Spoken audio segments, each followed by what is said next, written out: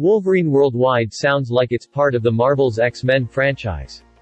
But this Wolverine introduced the world to the famed Hush Puppies shoes.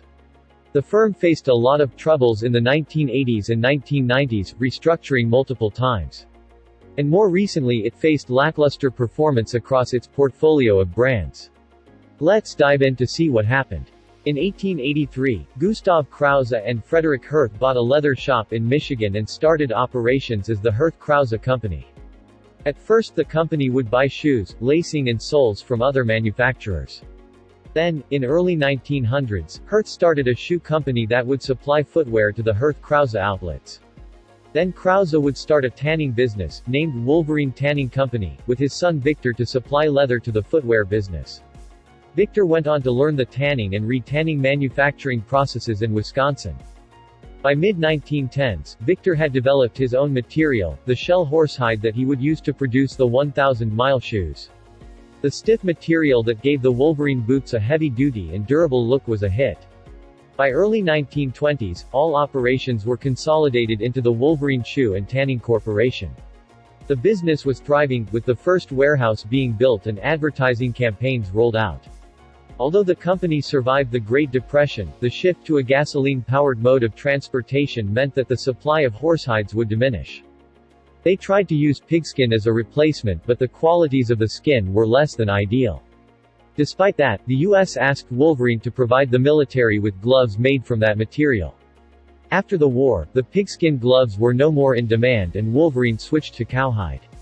However, Victor was convinced that there was a better way to process the pigskin and spent some time designing a machine that would do so. Now here is something interesting. There's a good chance that many of you have heard about Hush Puppies. Apparently, farmers used to feed deep-fried nuggets, known as Hush Puppies, to quiet their barking dogs. And apparently barking dogs also referred to sore feet.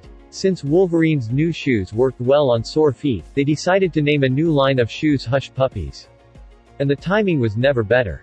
The economy was shifting from farm-based jobs to more office-based ones, and thus heavy-duty footwear was falling out of fashion. Casual shoes became the trend and Hush Puppies was positioned to take advantage of that. Wolverine took the brand on the international scene through the licensing route and revenues continued to grow. By 1965, Wolverine went for an IPO on the New York Stock Exchange. As competition intensified in the casual footwear market, Wolverine went on an acquisition spree, scooping up Bates, Frolic and True Stitch. However, revenues took a hit when the U.S. removed import quotas. Overseas manufacturers would flood the market with cheaper alternatives. Moreover, customers were moving away from casual shoes to athletic ones. But Wolverine tried to survive the 1980s by diversifying its product line, opening its own retail stores and moving production overseas. The company also dove into the athletic market by acquiring shoe manufacturers in that space. All of this was not enough to stop the company from posting losses. Wolverine thus restructured operations that called for store and factory closures, as well as selling off some earlier acquisitions. It seems that the acquisitions in the casual wear category was cannibalizing Hush Puppies sales. Analysts were blaming the lackluster performance on poor management, over-diversification, nonsensical acquisitions and the cheap imports. In the late 1980s, the company tried to pave the path to profitability. They catered for the younger customers by hiring new designers to adjust the shoe designs. Sales was still growing, reaching around $300 million, but profitability was still missing.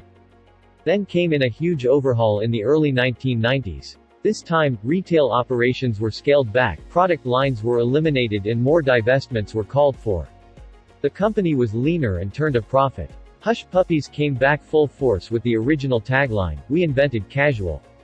Celebrities such as Jim Carrey and Tom Hanks would wear the shoes, which helped build the brand's image. Hush Puppies even launched the DuraShock to cater for the manufacturing and construction workers' needs. They took it even further by licensing Caterpillar's name to introduce the cat footwear in the mid-1990s.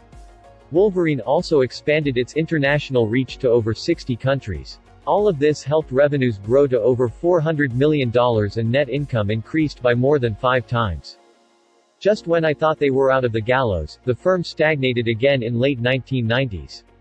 Despite acquiring many other shoe companies, including Merrell in 1997, and licensing the Harley-Davidson brand, revenues barely grew and profits took a hit. Get ready for another round of restructuring in the early 2000s. More manufacturing operations were closed, layoffs became the norm and operations were streamlined again. Operating expenses were reduced successfully, and sales increased, helped by strong performance of Merrell, which had introduced their aftersport shoes.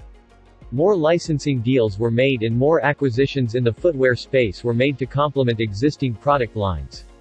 Wolverine broke the billion-dollar sales mark in 2005. From 2005 until 2012, although revenues grew by around 55%, net income ended up below 2006 levels.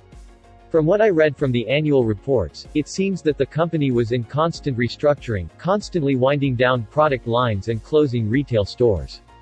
By the end of 2012, Wolverine bought Collective Brands Performance and Lifestyle Group, which gave it access to Sperry, Saucony, Stride Rite and Keds brands. From there, we can observe how revenues started to decline. In 2014, they announced they would embark in a large round of retail store closures. They also revised their growth expectations downwards in 2015, sending the stock price down by more than 50% for the year. Analysts attributed the poor performance to the struggling Wolverine brands that lack consumer awareness. New product launches did not get much attention, adding to their obsolete inventories.